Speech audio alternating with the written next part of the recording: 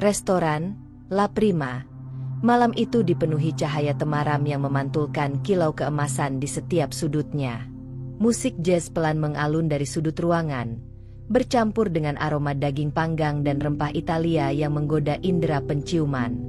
Dini duduk di kursi empuk berlapis bludru merah, mencoba menegakkan punggungnya seperti yang biasa ia lihat di film-film, berharap penampilannya malam ini cukup layak di mata suaminya. Dia mengenakan blus krem sederhana dan rok hitam selutut. Rambutnya diikat rapi ke belakang, hanya menyisakan beberapa helai yang jatuh di sekitar wajahnya. Riasan tipisnya sudah ia pasang dengan hati-hati di depan cermin sejak sore, berulang kali memastikan tidak ada bedak yang menggumpal. Meski begitu, di dalam hati, ada rasa cemas yang tak pernah hilang, terutama setiap kali ia berada di sekitar teman-teman Sandi. Sandi, suaminya, duduk di sebelah, mengenakan kemeja biru tua yang membentuk lekuk tubuhnya dengan sempurna.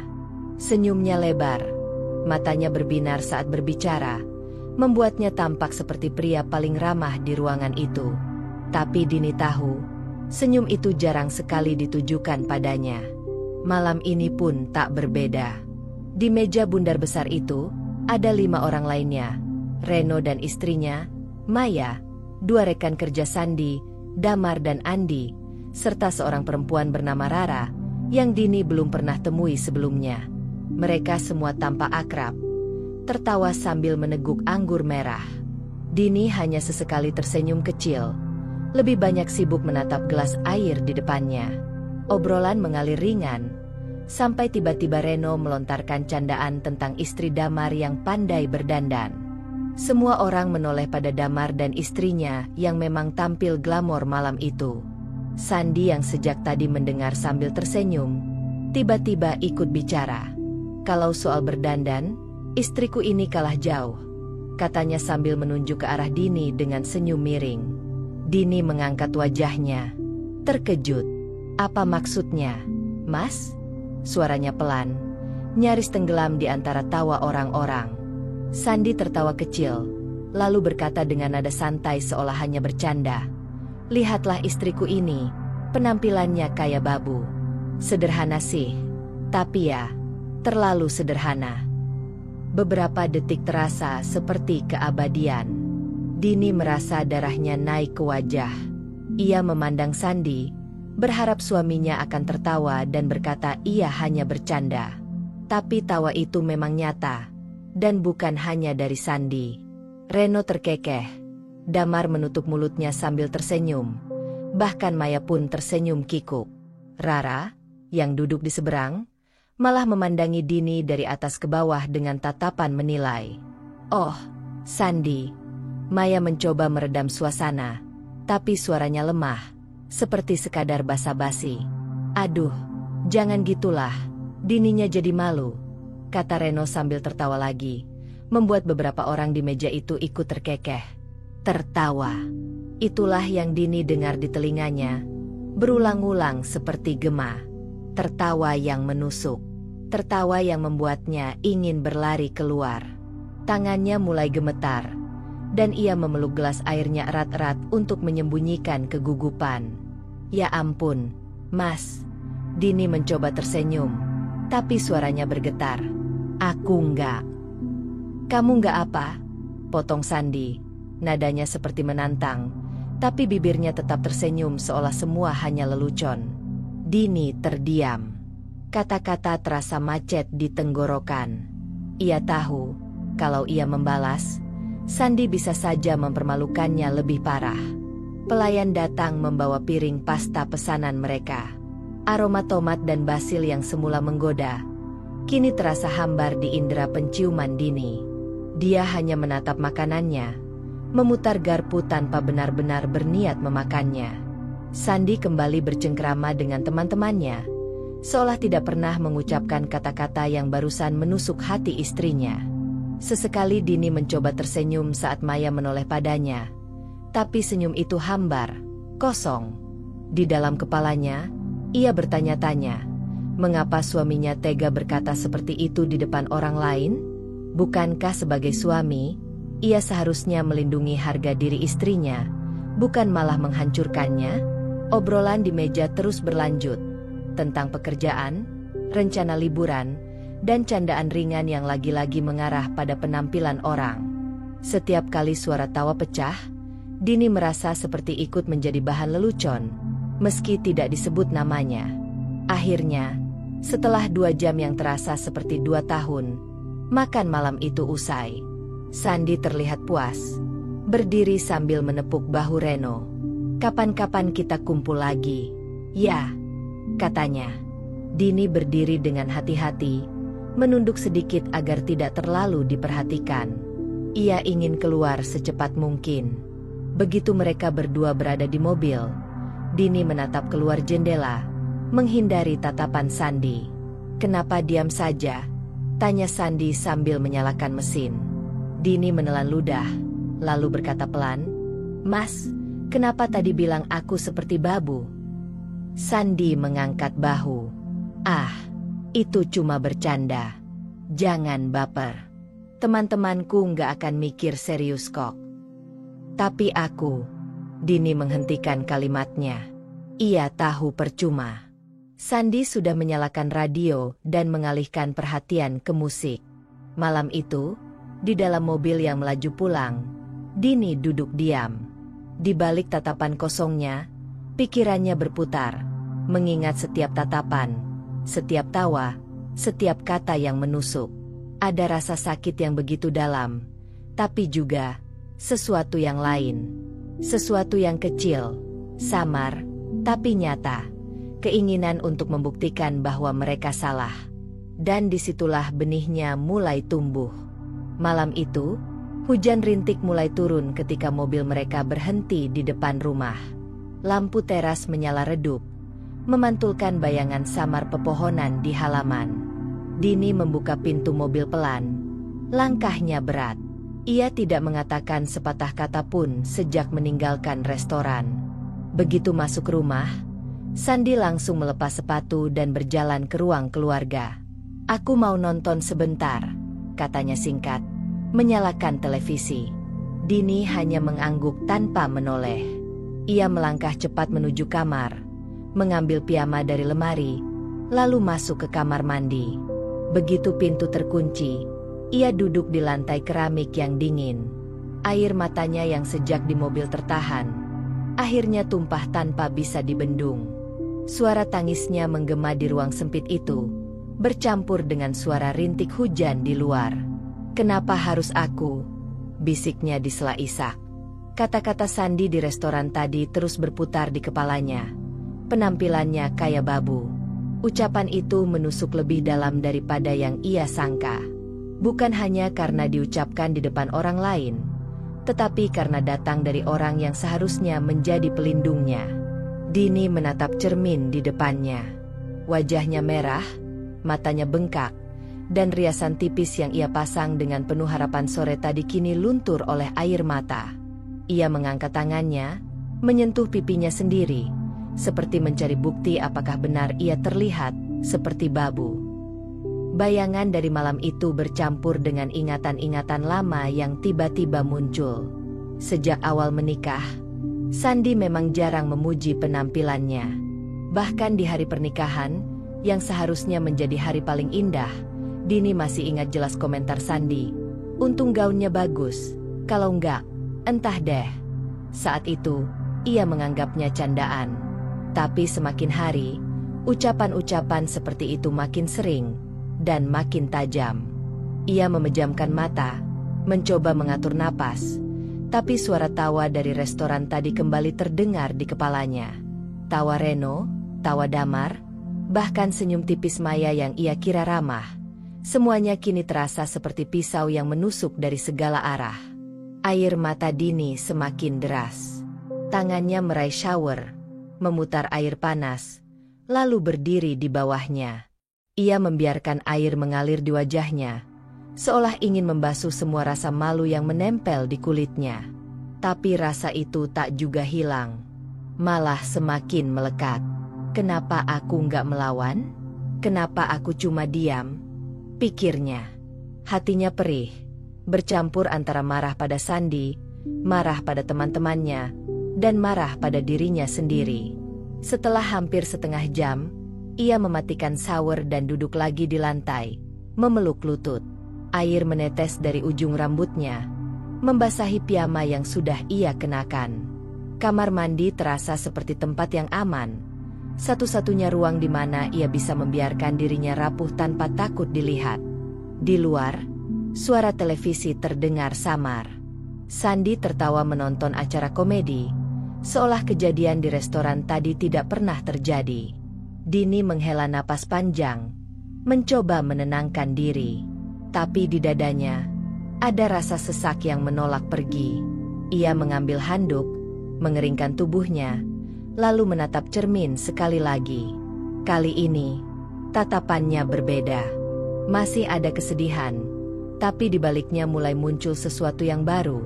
Sebuah titik kecil dari keinginan untuk tidak terus-menerus menjadi korban.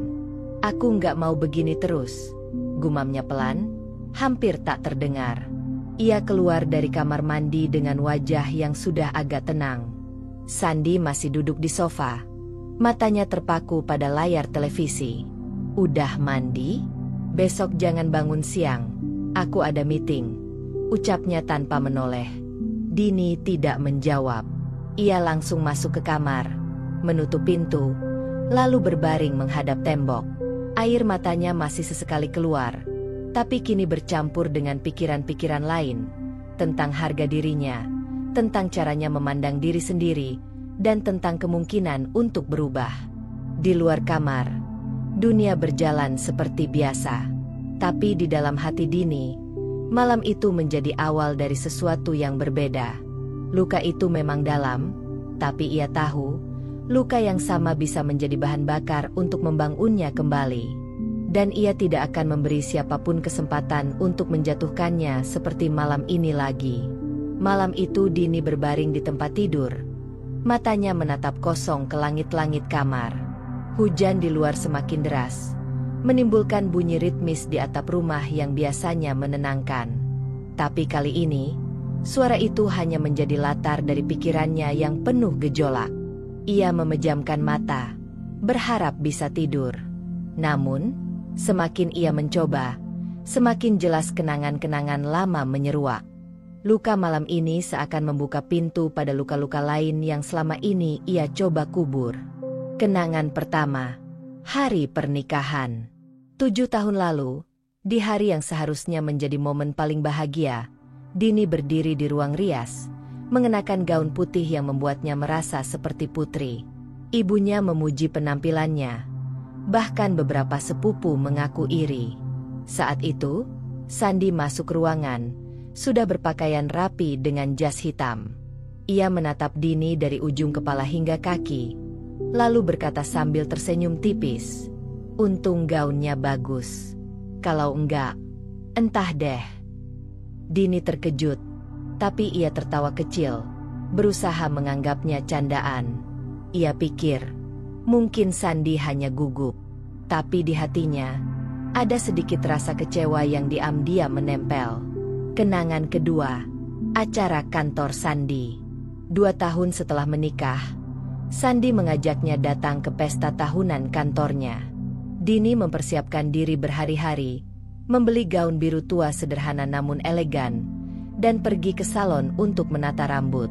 Saat mereka tiba, Sandy memperkenalkan Dini pada rekan-rekannya. Salah satu dari mereka memuji gaun Dini, tapi Sandy malah menimpali. "Ah, dia nggak ngerti fashion. Itu pun aku yang pilihkan. Kalau dia sendiri, pasti nggak nyambung warnanya." Orang-orang tertawa, dan Dini ikut tersenyum canggung. Tapi di dalam, ia merasa seperti sedang diiris perlahan. Kenangan ketiga, saat ulang tahunnya. Tahun lalu, di hari ulang tahunnya, Dini berharap Sandy akan mengajaknya makan malam romantis. Sebaliknya, Sandy pulang larut malam, membawa kue kecil sambil berkata, "Maaf, nggak sempat beli kado. Kamu kan nggak terlalu peduli barang-barang mahal." Padahal, bukan soal mahal atau tidak. Ia hanya ingin merasa dihargai. Kata-kata itu menegaskan bahwa Sandi bahkan tak melihat kebutuhannya sebagai sesuatu yang penting. Dini membuka matanya, kembali ke kamar yang gelap. Semua kenangan itu muncul berurutan, seperti film yang diputar tanpa izin. Dan sekarang, malam di restoran itu menjadi bab terbaru dalam daftar panjang perlakuan yang merendahkannya. Ia bertanya-tanya, mengapa ia membiarkan semua ini terjadi selama bertahun-tahun? Apakah karena ia terlalu mencintai Sandi? Atau karena ia takut sendirian? Atau karena ia sudah terlalu lama diyakinkan bahwa dirinya memang tak cukup baik? Ia mengingat masa kecilnya, bagaimana ayahnya selalu berkata bahwa perempuan harus sabar dan menjaga rumah tangga, apapun yang terjadi. Mungkin itu yang membuatnya bertahan, meski hatinya berkali-kali retak. Dini bangkit dari tempat tidur, duduk di tepi ranjang. Lampu meja kecil di sampingnya ia nyalakan, memberi cahaya hangat di ruangan yang dingin. Ia memandang cermin di lemari pakaian, dan untuk pertama kalinya dalam waktu lama, ia melihat dirinya apa adanya. Wajah lelah, mata yang kehilangan kilau, dan pundak yang sedikit membungkuk. Aku jadi seperti ini karena aku biarkan, gumamnya pelan. Kesadaran itu menusuk, tapi juga memberi semacam kekuatan baru. Ia mulai menyadari bahwa ia tidak bisa menunggu orang lain untuk mengangkatnya. Ia harus melakukannya sendiri. Namun, meski tekad itu mulai muncul, ada rasa takut yang menahan. Bagaimana jika ia mencoba berubah tapi gagal? Bagaimana jika Sandi, atau orang-orang seperti Reno dan Damar, tetap melihatnya sama saja? Dini menarik napas panjang, mencoba menenangkan pikirannya. Ia tahu perubahan tidak bisa terjadi dalam semalam. Tapi ia juga tahu, jika ia tidak mulai, ia akan terus terjebak di lingkaran yang sama. Malam semakin larut, dan hujan di luar mulai reda. Ia mematikan lampu, lalu berbaring lagi. Tapi kali ini, sebelum menutup mata, ia berbisik pada dirinya sendiri. Aku nggak mau lagi jadi bahan tawa mereka. Kalimat itu, sederhana tapi kuat, menjadi mantra yang ia bawa dalam tidurnya malam itu. Pagi itu, sinar matahari menerobos tirai kamar, menyinari wajah Dini yang masih berbaring. Ia terbangun lebih awal dari biasanya. Ada rasa berat di dada, sisa dari kejadian malam di restoran yang masih membekas. Namun, di sela rasa sakit itu, ada sesuatu yang lain. Sebuah getaran kecil yang belum pernah ia rasakan selama ini. Ia duduk di tepi ranjang, memandangi lantai kamar yang dingin. Ingatan tentang tawa Reno, senyum tipis Maya, dan ucapan Sandi yang menusuk terus memutar di kepalanya. Biasanya, ia akan mencoba melupakannya dan kembali pada rutinitas seperti biasa. Tapi kali ini, pikirannya berkata lain. Tidak. Aku tidak akan biarkan ini berlalu begitu saja. Saat ia keluar dari kamar, Sandi sudah duduk di meja makan, sibuk menatap layar ponselnya.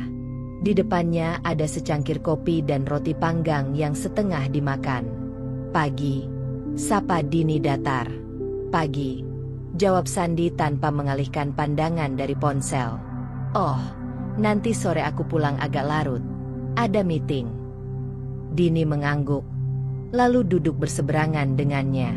Ia ingin mengatakan sesuatu, ingin menyampaikan betapa sakit hatinya karena kejadian malam itu, tapi ia tahu percuma. Sandi akan menanggapinya dengan alasan, cuma bercanda, seperti biasa. Alih-alih berbicara, Dini mengamati Sandi dalam diam. Untuk pertama kalinya, ia melihat suaminya bukan sebagai pusat dunianya, tapi sebagai seseorang yang mungkin tak akan pernah benar-benar menghargainya. Dan dari kesadaran itu, lahirlah keinginan untuk membuktikan bahwa ia lebih dari sekadar istri sederhana yang bisa dijadikan bahan lelucon. Sepeninggal Sandi ke kantor, Dini duduk di ruang tamu dengan secangkir teh. Pandangannya menerawang, pikirannya mulai menyusun gambaran samar.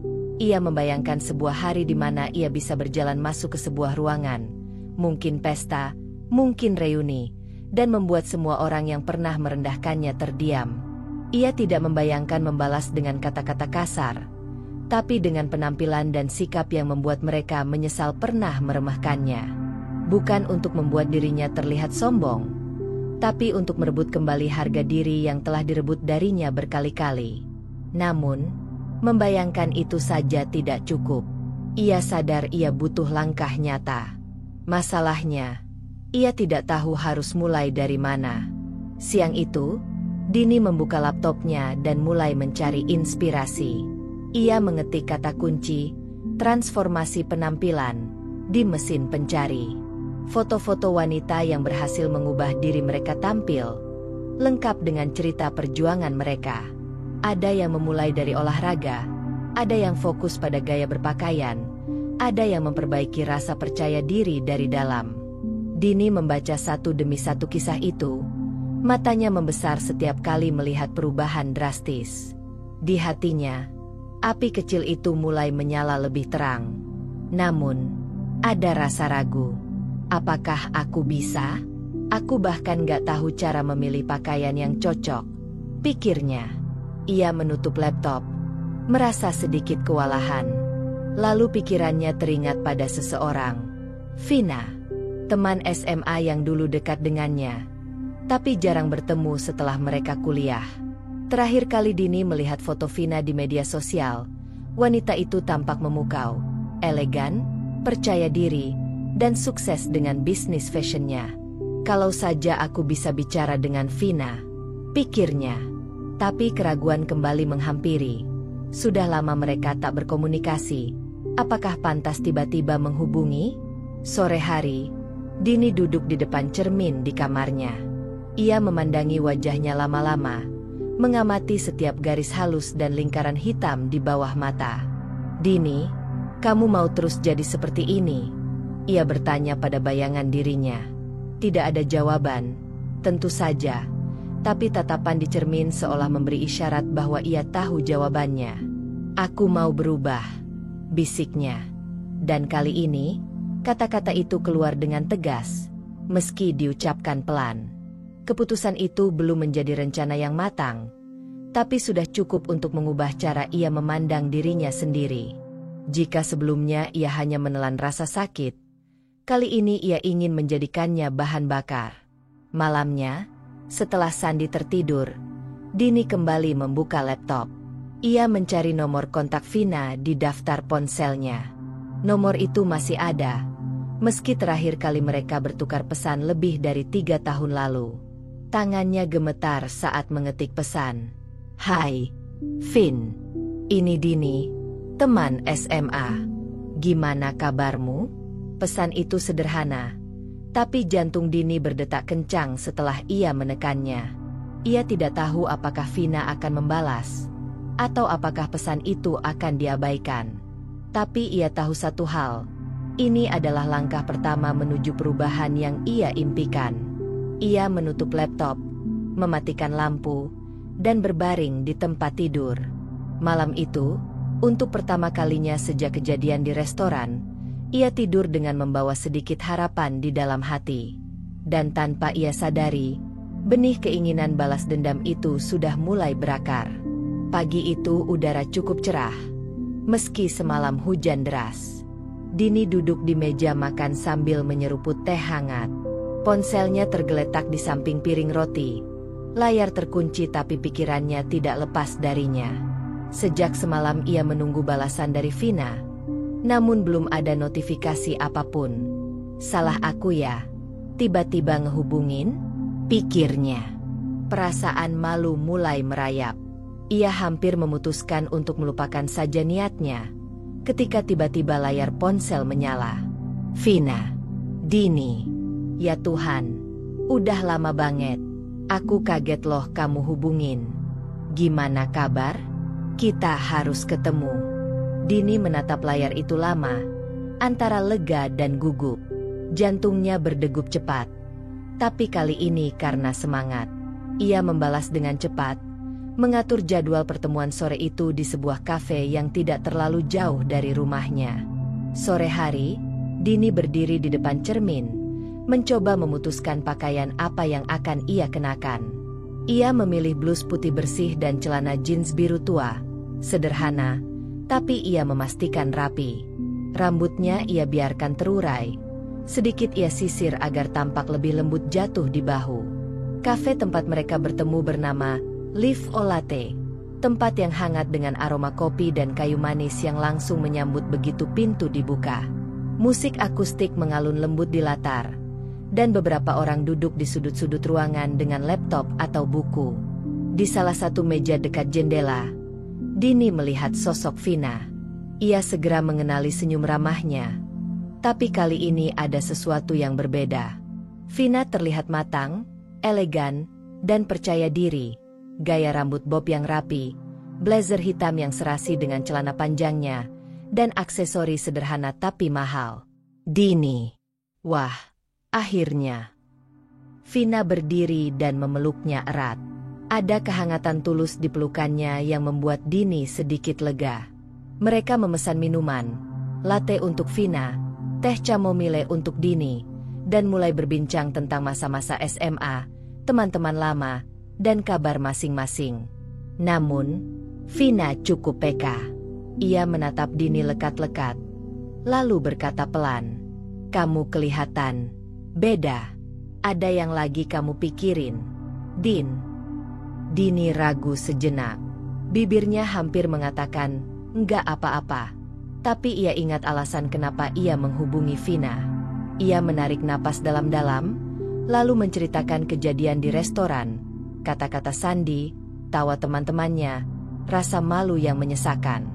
Vina mendengarkan tanpa memotong. Matanya penuh perhatian. Setelah Dini selesai, ia berkata, "Aku ngerti perasaan kamu. Dan aku nggak setuju sama sekali sama perlakuan mereka. Kamu nggak pantas diperlakukan kayak gitu." Dini mengangguk, tapi matanya menunduk. "Aku cuma capek, Vin. Selalu jadi bahan lelucon. Aku nggak tahu, mungkin pengen berubah, biar mereka lihat aku berbeda. Tapi aku nggak tahu mulai dari mana." Vina tersenyum, lalu mencondongkan tubuhnya. "Kalau kamu mau, aku bisa bantu. Aku sekarang punya bisnis di bidang personal branding dan image consultant. Kita bisa mulai dari penampilan, bahasa tubuh, sampai kepercayaan diri." Dini terdiam. Bagian dari dirinya merasa ragu. Apakah ia bisa menjalani semua itu? Tapi bagian lain merasakan secercah harapan yang belum pernah muncul sebelumnya. "Kamu yakin bisa bantu aku?" tanya Dini pelan. "Bukan cuma bisa," jawab Vina mantap. "Aku yakin kamu bisa berubah. Dan aku bakal ada di setiap langkahnya." Percakapan mereka berlanjut dengan membicarakan langkah awal yang bisa dilakukan. Vina menjelaskan bahwa prosesnya akan memakan waktu beberapa bulan, tapi hasilnya akan sepadan. Ia juga mengingatkan bahwa perubahan bukan hanya soal tampilan luar, tapi juga soal bagaimana Dini melihat dirinya sendiri. Sebelum mereka berpisah, Vina menggenggam tangan Dini. "Kita mulai minggu depan. Tapi mulai hari ini, kamu janji sama aku satu hal. Jangan lagi bilang ke dirimu sendiri kalau kamu nggak bisa." Dini mengangguk, merasakan energi baru mengalir dalam dirinya. Untuk pertama kalinya, ia tidak hanya membayangkan perubahan itu, tapi mulai melihat jalannya. Saat melangkah keluar dari kafe, udara sore terasa lebih segar. Matahari mulai condong ke barat, memancarkan cahaya keemasan di jalanan. Dini tersenyum kecil, bukan senyum basa-basi, tapi senyum yang lahir dari keyakinan bahwa sesuatu sedang bergerak dalam hidupnya. Hari Senin pagi, Dini terbangun lebih awal dari biasanya. Ada perasaan berbeda yang mengalir di tubuhnya, campuran antara gugup dan antusias. Hari ini adalah pertemuan pertama dengan Vina untuk memulai proses yang mereka sepakati. Sandi sudah berangkat lebih dulu ke kantor tanpa banyak bicara, bahkan tanpa sarapan bersama. Seperti biasa, Dini justru lega, karena ia tidak perlu menjawab pertanyaan-pertanyaan sinis yang sering dilontarkan suaminya setiap kali ia terlihat dandan lebih dari biasanya. Studio Vina terletak di lantai 2 sebuah gedung kecil di pusat kota. Dinding kacanya membiarkan cahaya matahari masuk leluasa, membuat ruangan terasa hangat dan terang. Ada rak penuh buku tentang fashion, psikologi komunikasi, dan pengembangan diri. Begitu Dini masuk, Vina langsung menyapanya dengan senyum lebar. "Selamat datang di zona perubahan," candanya sambil memeluk Dini singkat. "Wah, tempatnya keren banget, Vin," ujar Dini sambil melihat-lihat. "Terima kasih. Tempat ini memang aku buat biar orang yang masuk langsung merasa semangat." Mereka duduk di sebuah meja kecil di sudut ruangan. Di atasnya sudah ada laptop, kertas catatan, dan segelas infuset water berisi potongan lemon dan daun mint. "Jadi, Din," Vina memulai sambil membuka laptop. "Transformasi itu bukan cuma soal ganti gaya rambut atau baju. Kita mulai dari dalam dulu. Aku mau tahu, apa yang bikin kamu minder selama ini?" Pertanyaan itu membuat Dini berpikir sejenak. Ia lalu bercerita tentang masa kecilnya, didikan yang menekankan kesabaran berlebihan, pengalaman dipermalukan di depan orang banyak, dan kata-kata sandi yang pelan-pelan mengikis rasa percaya dirinya. Vina mendengarkan sambil mencatat. "Oke, jadi kita punya 2 PR besar, penampilan dan mindset. Kalau 2 ini berubah, bahasa tubuh kamu akan ikut berubah. Orang-orang akan melihat Dini yang baru." Vina membagi rencana menjadi beberapa tahap. Perawatan diri dasar menjaga kesehatan kulit, rambut, dan tubuh. Peningkatan gaya berpakaian, memilih busana yang sesuai bentuk tubuh dan warna kulit. Pelatihan bahasa tubuh, cara berdiri, berjalan, dan kontak mata. Penguatan mindset, latihan afirmasi dan mengelola pikiran negatif. Simulasi sosial, latihan menghadapi percakapan dan situasi publik. "Kita jalani ini minimal 3 bulan, kata Vina. "Dan aku nggak mau setengah-setengah. Kalau kamu setuju, kita mulai dari hari ini." Dini mengangguk mantap. "Aku siap." Vina membawa Dini ke sudut ruangan yang penuh cermin besar. "Aku mau kamu berdiri di sini dan lihat dirimu sendiri. Jangan buru-buru menilai, cuma perhatikan." Awalnya Dini merasa canggung. Ia melihat bayangannya sendiri, wajah polos tanpa make up, rambut lurus yang mulai kusut di ujung, pakaian sederhana. Ia ingin cepat-cepat mengalihkan pandangan. "Din, jangan lari dari pantulanmu sendiri," ujar Vina lembut. "Perubahan dimulai dari menerima apa adanya." Mereka menghabiskan hampir setengah jam di depan cermin itu. Vina meminta Dini menyebutkan minimal 5 hal yang ia sukai dari dirinya. Butuh waktu, tapi akhirnya Dini bisa mengucapkan, "Mataku, tanganku, senyumku, suaraku, dan kesabaranku." "Bagus," kata Vina sambil menepuk bahunya. "Itu modal kita." Hari itu juga, Vina mengajaknya ke salon langganannya. Rambut Dini dipotong sedikit untuk menghilangkan ujung yang rusak, lalu diberi perawatan agar lebih sehat dan berkilau. Vina memilih model potongan yang tetap sederhana namun membingkai wajah Dini dengan lebih manis. Sambil menunggu, Vina berkata, "Kamu nggak perlu berubah jadi orang lain, Din. Kamu cuma perlu menampilkan versi terbaik dari dirimu sendiri." Kata-kata itu seperti menancap di hati Dini. Ia mulai melihat proses ini bukan sebagai upaya membalas dendam semata, tapi juga kesempatan untuk menemukan dirinya yang hilang. Malamnya, Dini pulang dengan rambut yang terasa lebih ringan dan wajah yang sedikit berseri. Ia berdiri di depan cermin kamar, mengamati dirinya sendiri. Perubahan ini masih kecil, tapi ia bisa merasakannya. Sandi belum pulang. Dini tidak tahu apa reaksi suaminya nanti, tapi entah kenapa, untuk pertama kalinya, ia tidak terlalu peduli. Ia tersenyum kecil pada bayangannya, lalu berbisik, "Ini baru permulaan." Hari-hari pertama latihan terasa seperti memasuki dunia baru bagi Dini. Vina sudah mengirimkan jadwal terperinci. Senin untuk latihan bahasa tubuh, Rabu untuk sesi pakaian dan gaya, Jumat untuk diskusi mindset. Di sela-sela itu, ada PR yang harus ia kerjakan setiap hari di rumah. Sesi Senin dimulai dengan hal sederhana. Cara berdiri. Bahu ke belakang, dagu sedikit terangkat, tapi jangan terlalu tinggi, kata Vina sambil memegang pundak Dini dan meluruskannya. Awalnya, berdiri seperti itu selama 5 menit saja membuat otot punggung Dini terasa kaku.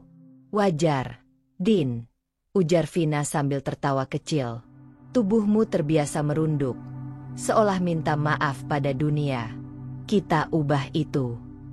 Latihan berjalan pun tidak kalah sulit. Vina memintanya berjalan bolak-balik di ruang studio sambil menatap lurus ke depan, bukan ke lantai.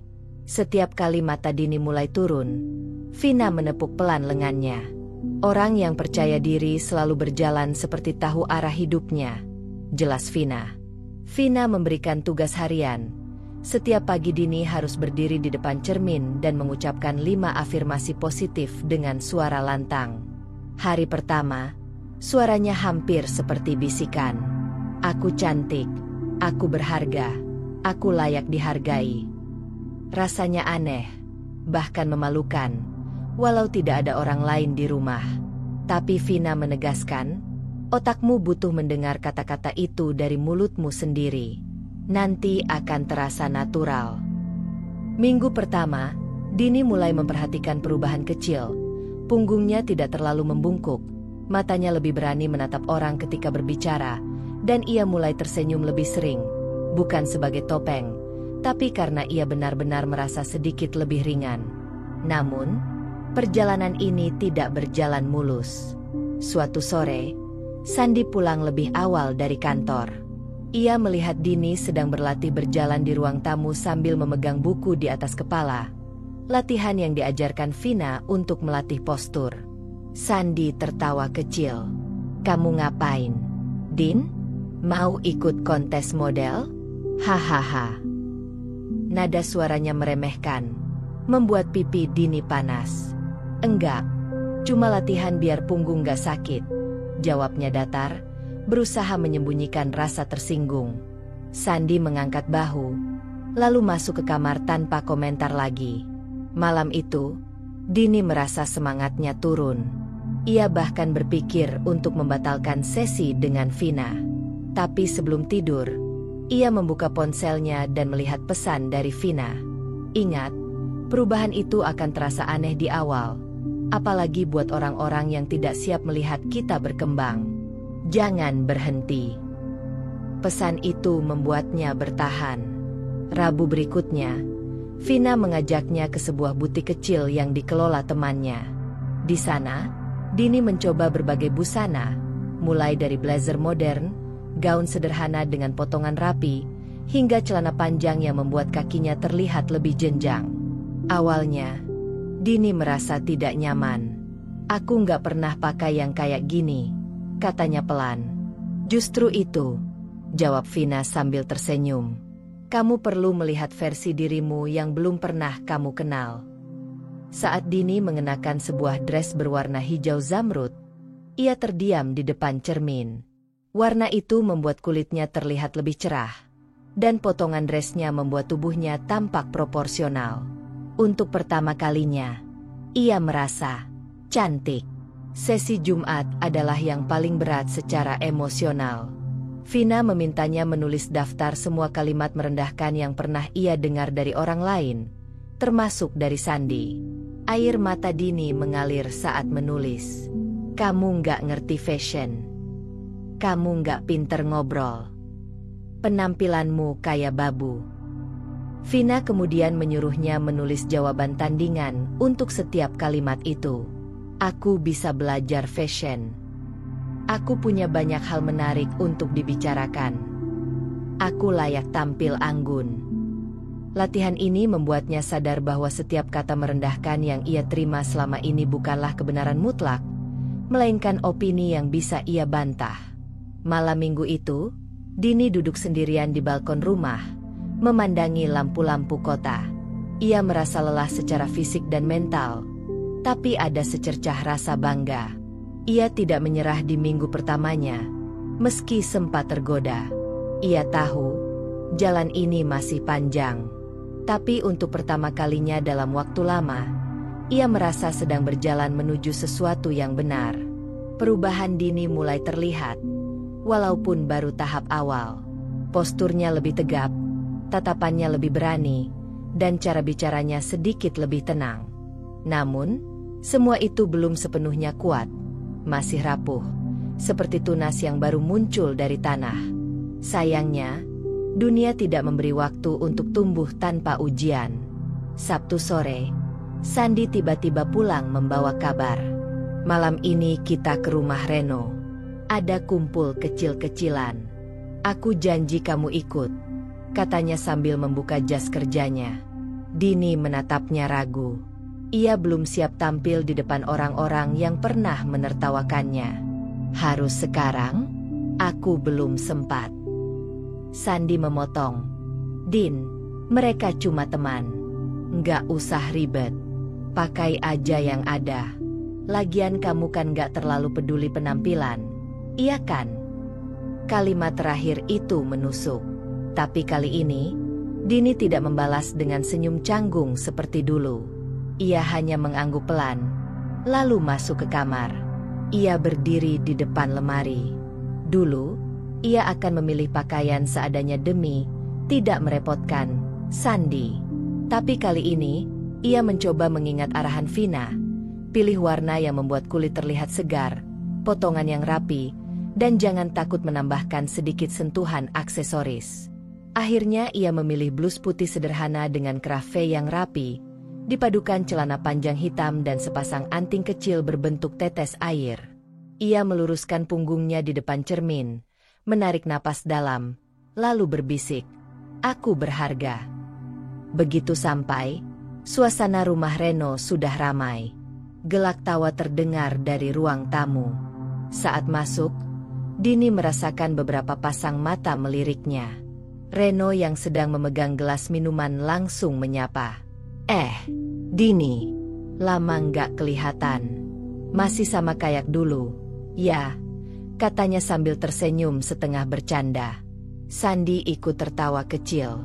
"Iya, Din ini setia sama gaya lamanya." Tawa di ruangan itu terdengar seperti gema yang kembali mengingatkannya pada malam memalukan di restoran. Dini merasakan dadanya sesak. Sebagian dirinya ingin mencari alasan untuk pulang lebih awal. Tapi ia teringat pesan Vina. "Jangan biarkan ruangan memutuskan bagaimana kamu merasa. Kamu yang menentukan auramu sendiri." Ia tersenyum tipis, lalu berjalan ke meja makanan. Di sana, Maya, istri Reno, menyapanya. "Din, kamu sekarang agak beda, ya? Apa aku salah lihat?" tanyanya sambil memiringkan kepala. Dini menatapnya dengan senyum percaya diri. "Mungkin kamu lihatnya dengan mata yang lebih jeli sekarang." Maya tertawa kecil, tapi ekspresinya menunjukkan rasa penasaran. Tak lama, Sandi bergabung di meja itu. Ia menunjuk gelas minuman di tangan Dini. "Kamu minum soda aja? Nggak mau yang lain?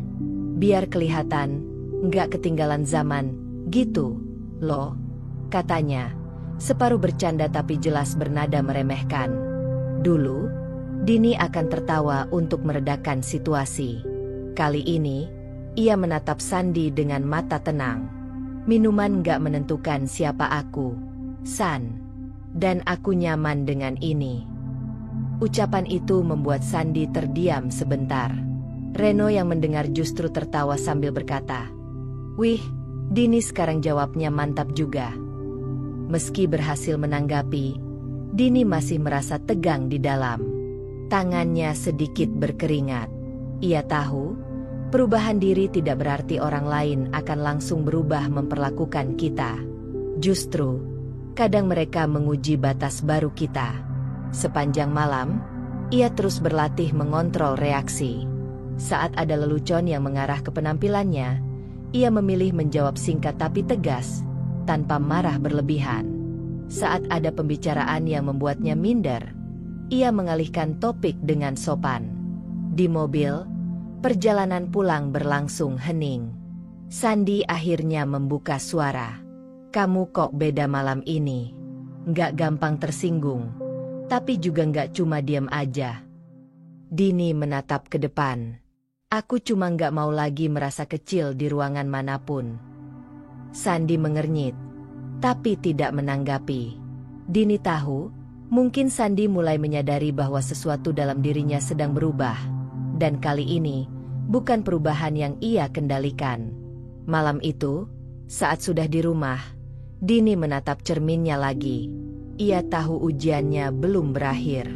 Tapi malam ini, ia melewati salah satunya dengan kepala tegak. Dan itu membuatnya semakin yakin ia berada di jalur yang benar.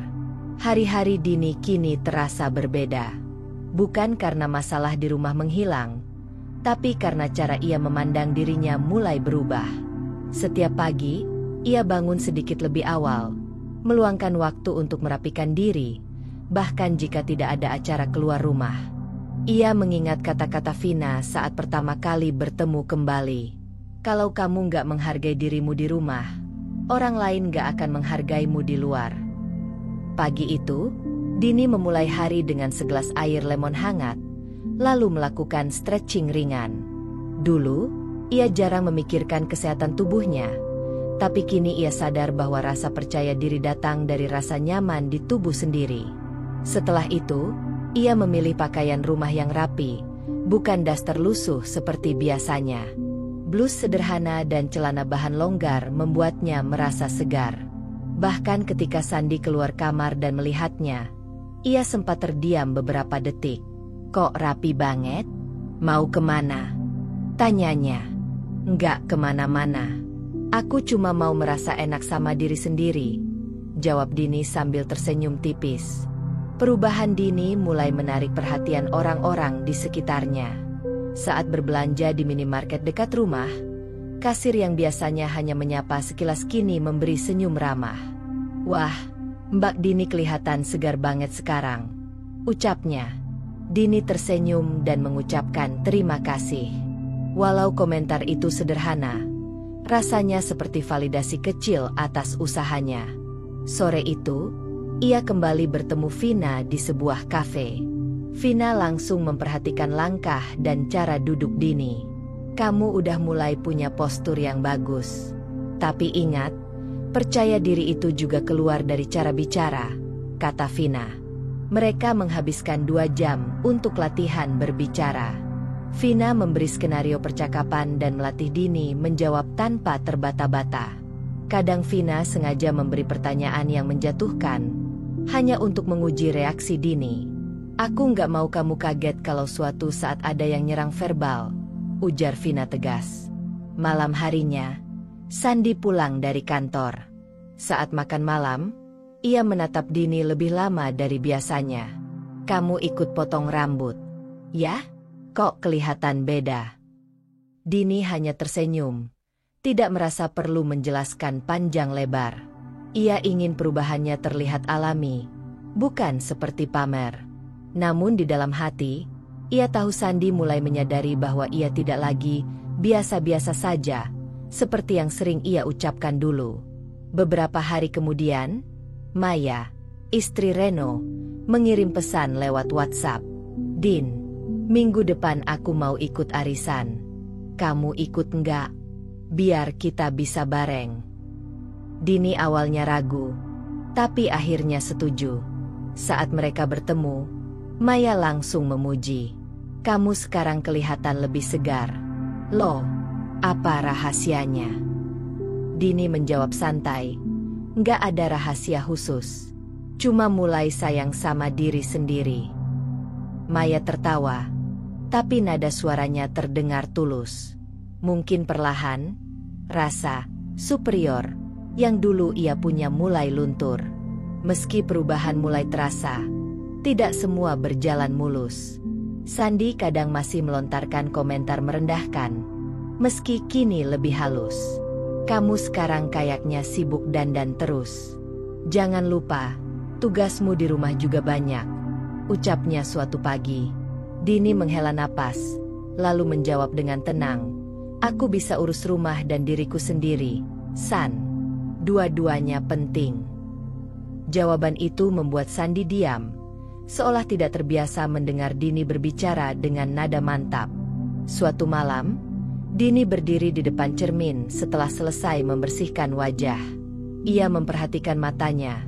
Masih ada rasa takut, tapi juga ada kilau baru yang dulu hilang. Perubahan ini memang perlahan, tapi ia tahu setiap langkah kecil adalah bagian dari proses.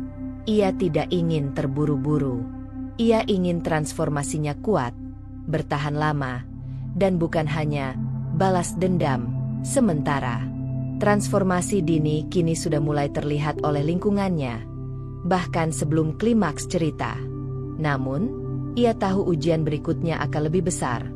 Undangan ke acara kumpul teman-teman Sandi yang dulu mempermalukannya. Hari itu, Sandi pulang lebih awal dari kantor. Suaranya terdengar agak antusias saat memanggil Dini dari ruang tamu. Din, sini sebentar. Aku mau ngomong. Dini yang sedang membereskan meja makan keluar dengan langkah tenang. Ada apa, San? Sandi mengangkat secarik undangan berwarna hitam emas. Ini ada acara reuni kecil. Kumpul lagi sama anak-anak geng lama. Minggu depan di restoran yang dulu kita pernah makan bareng.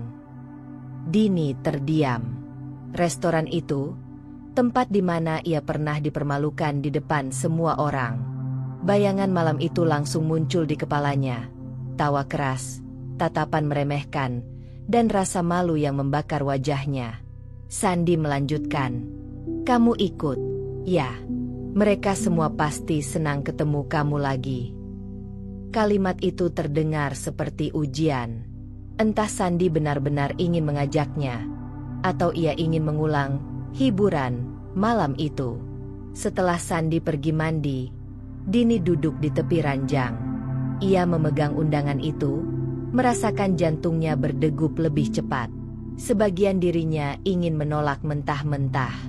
Namun, bagian lain, bagian yang kini lebih kuat, melihat ini sebagai kesempatan emas.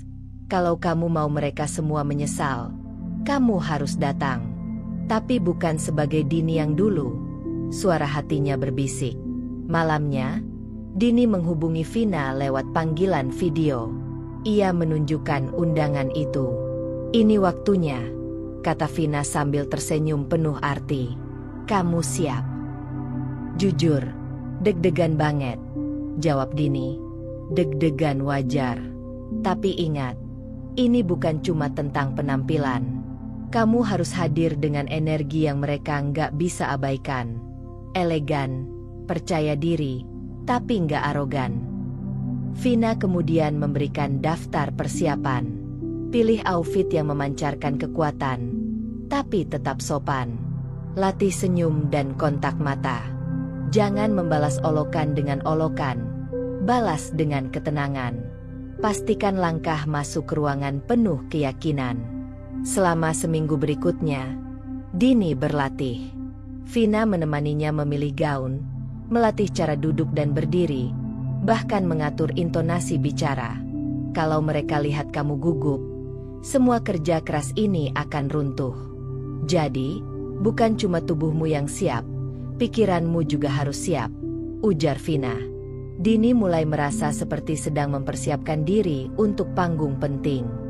Dan memang benar, ini akan jadi panggungnya. Beberapa hari menjelang acara, Sandi memperhatikan perubahan Dini yang semakin kentara. Kok kamu kayaknya heboh banget persiapannya? Ini cuma makan malam santai. Loh, katanya sambil setengah tertawa. Dini menjawab singkat, aku cuma mau menghargai undangan mereka.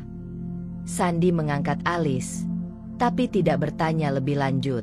Mungkin ia berpikir Dini hanya sedang ingin tampil berbeda. Sehari sebelum reuni, Dini berdiri di depan cermin sambil mencoba gaun pilihannya. Gaun berwarna biru tua itu sederhana namun elegan, dengan potongan yang pas di tubuhnya. Rambutnya ia biarkan jatuh lembut di bahu, dan ia memilih riasan natural yang menonjolkan matanya.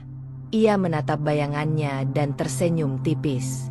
Besok, mereka akan melihat Dini yang baru. Malam itu, Dini sulit tidur. Ada rasa takut akan kemungkinan terulangnya penghinaan, tapi juga ada antusiasme akan momen pembuktian. Ia memutuskan untuk memusatkan pikirannya pada satu hal, harga dirinya. Ia tidak datang untuk membalas dendam dengan amarah. Ia datang untuk menunjukkan bahwa dirinya tidak lagi bisa diremehkan. Sabtu malam itu, langit Jakarta tampak cerah. Lampu-lampu kota berkelip di kejauhan, seakan memberi sambutan pada langkah Dini yang penuh tekad. Ia berdiri di depan cermin sekali lagi sebelum berangkat. Gaun biru tua itu membungkus tubuhnya dengan sempurna. Sepasang anting perak berkilau di telinganya. Rambutnya jatuh lembut dengan sedikit gelombang di ujung. Riasannya tipis, tapi cukup untuk membuat matanya memancarkan kekuatan yang tak pernah ia tunjukkan sebelumnya. Sandi menunggu di ruang tamu, tampak rapi dengan kemeja putih dan jas abu-abu. Saat Dini keluar dari kamar, langkah Sandi terhenti. Tatapannya naik turun, seolah sedang menilai seorang wanita yang baru saja ia temui. "Kamu kelihatan beda," ucapnya, sedikit ragu. Dini hanya tersenyum. "Ayo, nanti kita terlambat." Di dalam mobil, mereka tak banyak bicara. Hanya suara musik pelan yang mengisi keheningan. Dini memandangi lampu-lampu jalan, membiarkan pikirannya fokus pada misi malam ini. Hadir, membuat kesan, dan tetap anggun. Restoran itu persis seperti yang ia ingat. Meja-meja kayu mengilap, pencahayaan hangat, dan aroma masakan menggoda. Namun, di balik semua itu, tersimpan kenangan pahit. Sandi memegang pintu untuknya, sesuatu yang jarang ia lakukan, dan mereka melangkah masuk. Di sudut ruangan, tawa keras terdengar. Itulah kelompok teman-teman Sandi. Reno, Maya, dan beberapa wajah lain yang dulu ikut menertawakannya, sudah duduk mengelilingi meja besar. Begitu Dini mendekat, percakapan mereka perlahan terhenti. Semua mata tertuju padanya. Reno sempat memiringkan kepala, seolah tidak percaya. Maya, yang duduk di sebelahnya, membuka mulut kecil tapi tidak mengatakan apa-apa. Ini Dini? Gila, nggak nyangka," ucap salah satu teman Sandi yang Dini ingat pernah paling keras menertawakannya dulu. Dini tersenyum, menatap mereka satu persatu. "Selamat malam," sapanya lembut, tapi mantap. Mereka duduk. Maya langsung mendekat, memuji. "Din, kamu cantik banget malam ini. Bener-bener beda." "Terima kasih, Mei," jawab Dini. "Aku cuma sedikit lebih sayang sama diri sendiri sekarang." Kalimat itu terdengar sederhana, tapi penuh makna bagi mereka yang mengingat masa lalu. Sandi tampak sedikit gelisah. Mungkin ia merasa kehilangan kendali atas narasi yang biasanya ia pegang. Saat makanan mulai dihidangkan, Reno yang biasanya usil justru bertanya dengan nada ingin tahu. "Din, sekarang kamu kerja atau ada kesibukan baru? Soalnya, auramu beda banget." "Aku lagi sibuk mengembangkan diri. Banyak belajar hal baru," jawab Dini tenang. "Buatku, nggak ada kata terlambat untuk mulai." Beberapa teman Sandi saling pandang. Tawa mengejek yang dulu mudah mereka keluarkan kini tak muncul. Ada rasa segan yang perlahan menggantikan rasa meremehkan. Di tengah obrolan, Sandi mencoba menguasai suasana seperti biasanya.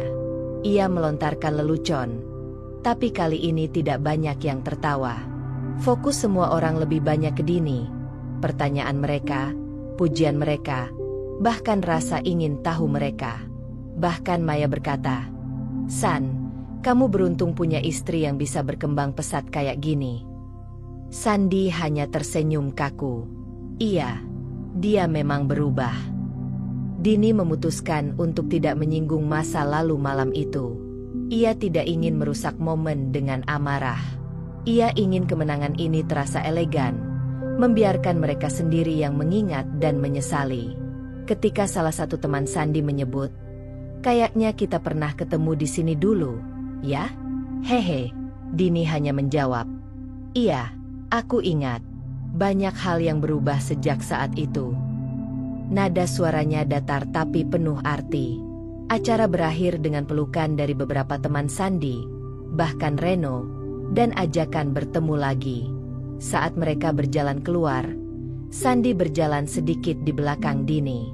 Di parkiran, ia berkata pelan, "Kamu bikin semua orang kaget malam ini." Dini menoleh, tersenyum tipis. Kadang orang perlu kaget, supaya mereka ingat siapa yang mereka hadapi. Pagi setelah reuni itu, Dini terbangun dengan perasaan berbeda. Tidak ada lagi bayangan wajah-wajah yang menertawakannya seperti dulu. Yang ada hanyalah ingatan tentang tatapan terkejut, senyum kikuk, dan pujian yang mereka berikan. Ia menyeduh kopi di dapur sambil memikirkan ucapan-ucapan yang ia dengar semalam. "Kamu cantik banget, Din. Kok bisa berubah segini, sih? Bener-bener nggak nyangka." Kalimat itu terngiang-ngiang. Tapi kali ini bukan untuk melukai, melainkan untuk menguatkan. Sandy keluar dari kamar dengan wajah masih mengantuk. Ia duduk di meja makan tanpa banyak bicara. Biasanya, ia akan memulai pagi dengan komentar atau lelucon. Tapi kali ini ia hanya memandang Dini beberapa kali. "Kamu udah ada acara hari ini?" tanya Sandy, suaranya datar. "Belum." "Kenapa?" "Cuma nanya. Soalnya, kemarin itu, teman-temanku sampai chat aku. Mereka bilang gak nyangka kamu bisa secantik itu." Nada suaranya terdengar seperti mengandung sedikit rasa kesal. Dini meneguk kopinya dan menjawab singkat, "Aku senang mereka menghargai perubahanku." Pukul 10 pagi, ponsel Dini bergetar. Pesan dari Maya masuk.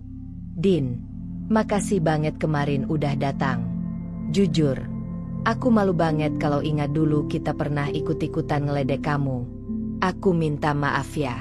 Dini tersenyum tipis membaca pesan itu.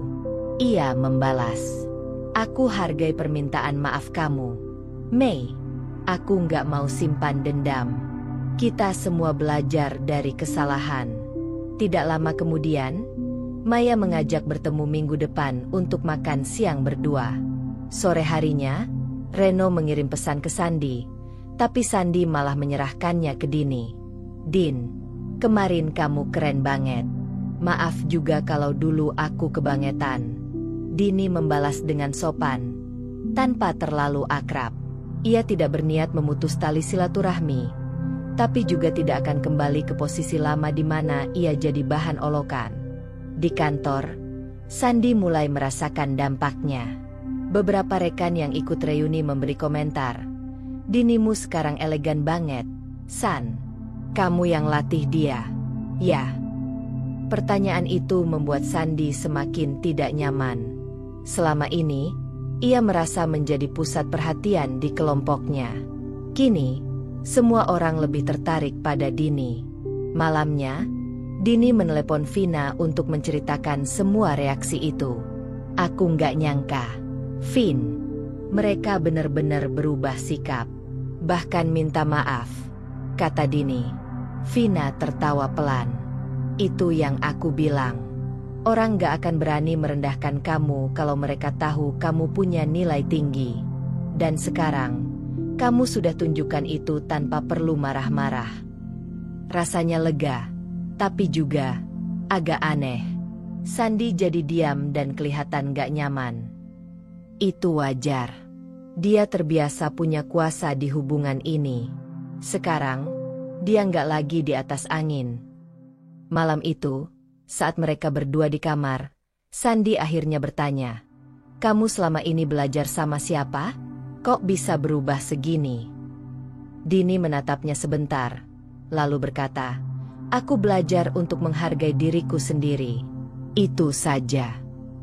Sandy tidak membalas. Ia hanya menghela napas, lalu berbaring membelakangi Dini. Hari-hari berikutnya, Dini mulai menerima lebih banyak pesan dari teman-teman lama Sandi, bahkan yang dulu paling sinis. Mereka mengajaknya ikut acara lain, mengirimkan undangan arisan, bahkan memuji foto-foto yang Dini unggah di media sosial. Tapi Dini tidak terburu-buru menerima semua undangan itu.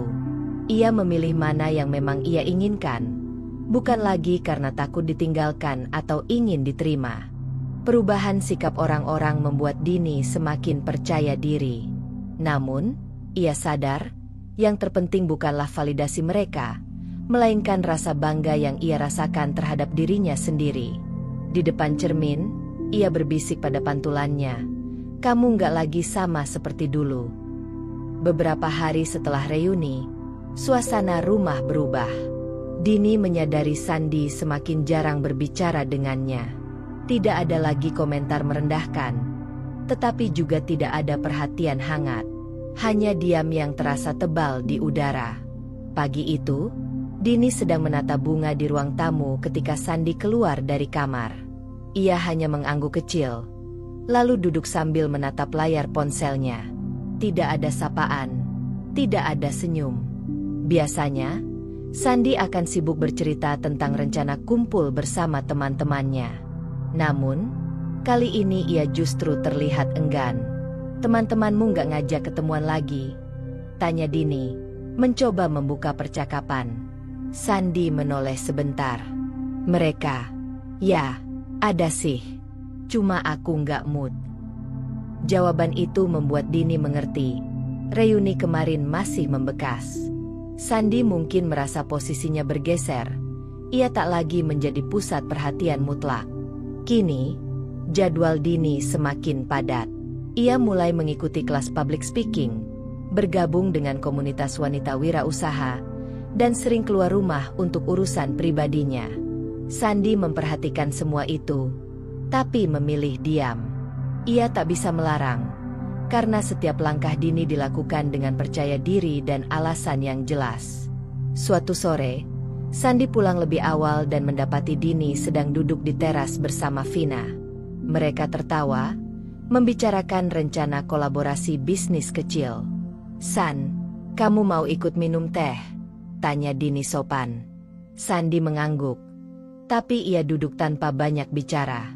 Ia hanya memperhatikan cara Dini berbicara dengan penuh keyakinan, bahasa tubuhnya anggun, dan senyumnya tulus.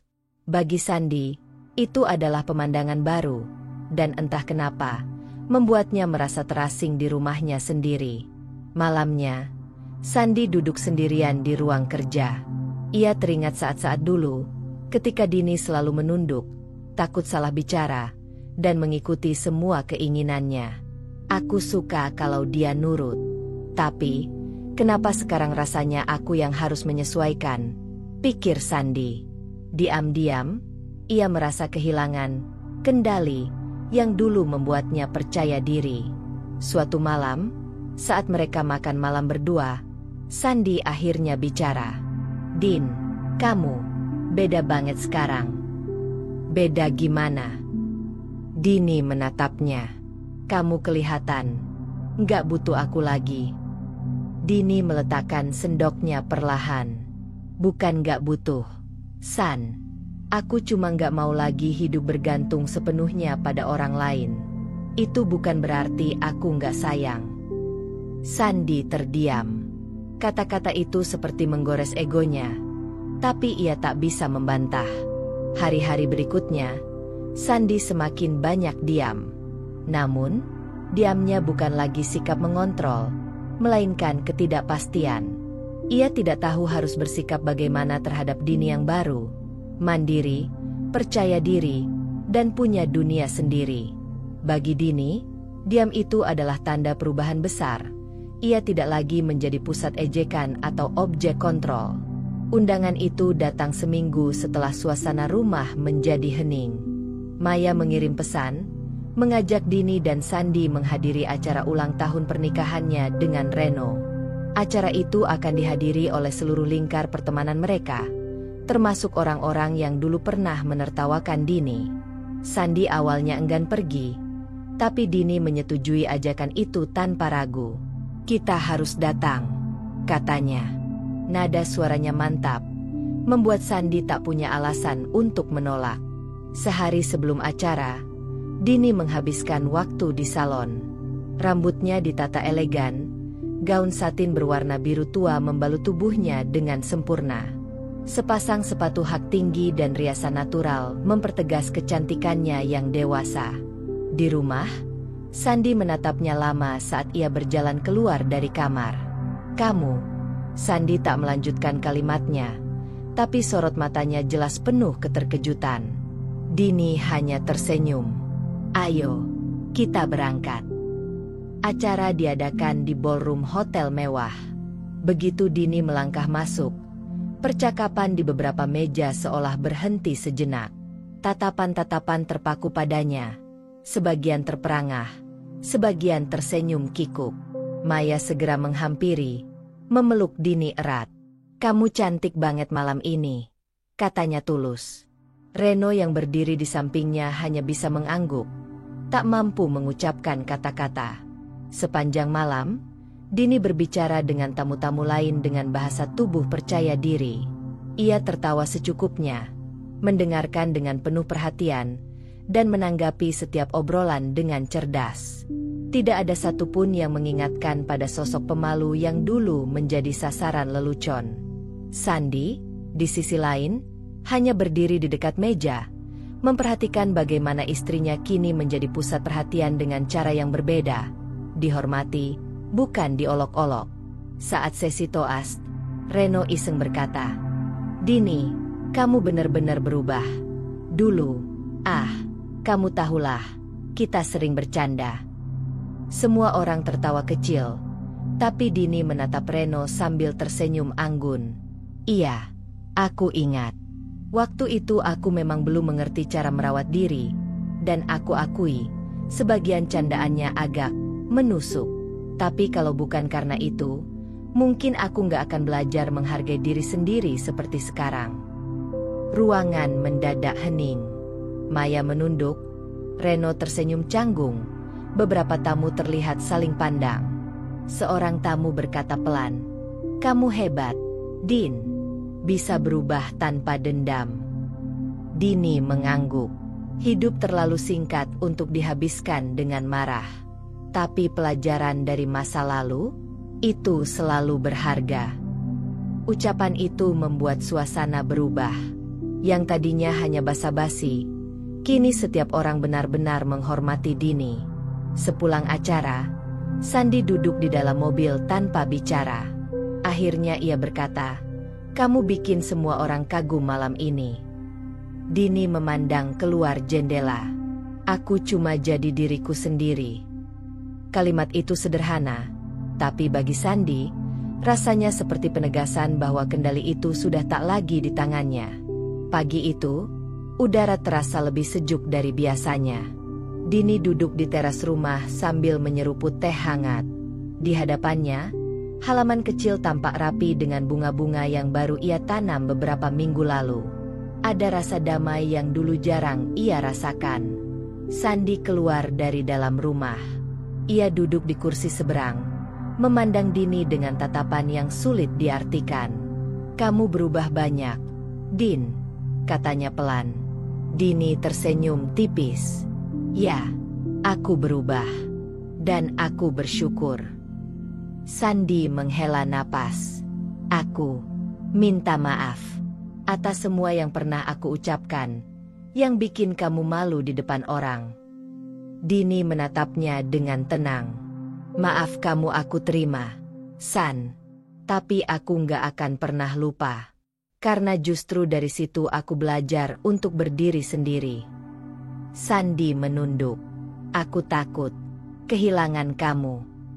Dini menyesap tehnya, lalu berkata, "Kalau kamu takut kehilangan, seharusnya kamu menjaga, bukan merendahkan." Hari-hari berikutnya, Dini semakin sibuk dengan usahanya. Berkat bantuan Vina, ia mulai mengelola butik kecil yang menjual busana sederhana tapi elegan. Pelanggannya bertambah, dan namanya mulai dikenal di komunitas bisnis lokal. Sandi melihat semua itu, kadang dengan kagum, kadang dengan rasa bersalah. Ia tahu, peran yang dulu ia ambil, sebagai suami yang merasa lebih tinggi, sudah tidak lagi berlaku. Suatu sore, Dini menulis di jurnal pribadinya, "Dulu aku takut bicara, takut terlihat, takut salah. Sekarang, aku tahu, rasa takut itu hanya akan membelenggu. Dan ketika aku memutuskan untuk melepaskannya, dunia ini terasa lebih luas." Ia menutup jurnalnya dengan senyum. Bukan senyum kemenangan yang sombong, tapi senyum lega karena ia akhirnya menemukan dirinya sendiri. Beberapa bulan kemudian, Dini mengajak Sandi berbicara serius. "San, aku mau pindah ke apartemen dekat butik, biar lebih dekat sama pekerjaanku." Sandi terkejut. "Terus, kita gimana?" "Kita tetap suami istri, kalau kamu mau. Tapi aku butuh ruangku sendiri. Aku nggak mau lagi kehilangan diriku demi mempertahankan sesuatu yang nggak menghargai aku." Sandi terdiam. Ia sadar, pilihan itu bukan sekadar soal jarak, tapi soal kebebasan yang Dini perjuangkan. Hari ketika Dini memindahkan beberapa barangnya, ia menatap rumah yang dulu menjadi saksi air matanya. Tidak ada lagi rasa takut, tidak ada lagi luka yang menahan. Hanya ada rasa syukur, karena dari semua penghinaan yang ia terima, lahirlah kekuatan yang membuatnya berdiri tegak. Di apartemen barunya, Dini membuka jendela lebar-lebar. Udara sore masuk, membawa aroma kebebasan. Ia tahu perjalanan hidupnya masih panjang, tapi satu hal pasti, ia tidak akan pernah lagi membiarkan siapapun membuatnya merasa kecil. Dan di sanalah, di tengah cahaya matahari yang mulai meredup, Dini resmi bangkit, sebagai wanita yang utuh, percaya diri, dan tak lagi takut menghadapi dunia. Dan begitulah akhir dari cerita kita hari ini. Setiap perjalanan, seberapapun kecilnya, selalu menyimpan pelajaran dan makna. Semoga kisah ini bisa menginspirasi, menghibur, atau bahkan membuka sudut pandang baru untukmu. Kalau kamu suka dengan cerita seperti ini, jangan lupa untuk like, komen, dan tentunya subscribe agar kamu nggak ketinggalan cerita-cerita seru berikutnya. Aktifkan juga lonceng notifikasinya supaya kamu jadi yang pertama tahu saat cerita baru tayang. Sampai jumpa di kisah selanjutnya.